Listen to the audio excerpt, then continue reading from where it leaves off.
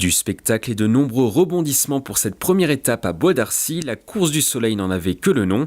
Les 22 équipes cyclistes ont dû affronter ce dimanche 5 mars les bourrasques de vent, la pluie et le redoutable parcours de 148 km 500 concocté par les organisateurs dans la vallée de Chevreuse et dans le secteur de Plaisir. Quelques heures avant le départ, les coureurs étaient pourtant confiants sur le déroulement de la compétition.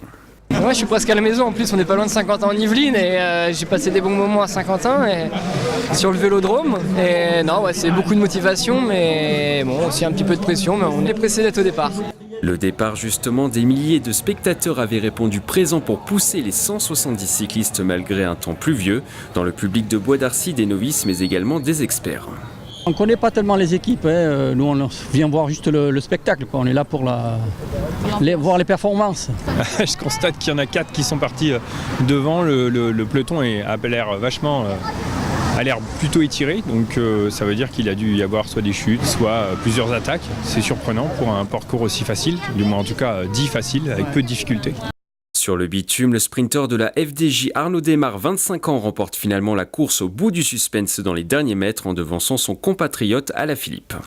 Ça a été une étape absolument magnifique, peut-être la plus belle étape de Paris-Nice, plus belle première étape de Paris-Nice depuis 20 ans ou 25 ans, avec une bagarre incroyable, avec les conditions atmosphériques bien sûr qui ont beaucoup joué, la pluie et notamment le vent. Mais ça a été quasiment comme une étape de montagne, sauf qu'elle a été remportée par un sprinter, l'un des meilleurs sprinters du peloton, Arnaud Desmar, l'ancien champion de France, le vainqueur de Milan-San Remo l'année dernière.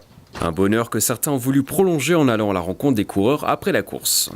Je regarde le matériel, je regarde les coureurs, je discute également avec les personnes qui sont des passionnés comme moi autour des camions, je regarde les mécaniciens, puis aussi j'essaye de voir quelques coureurs qui passent furtivement du bus à l'hôtel.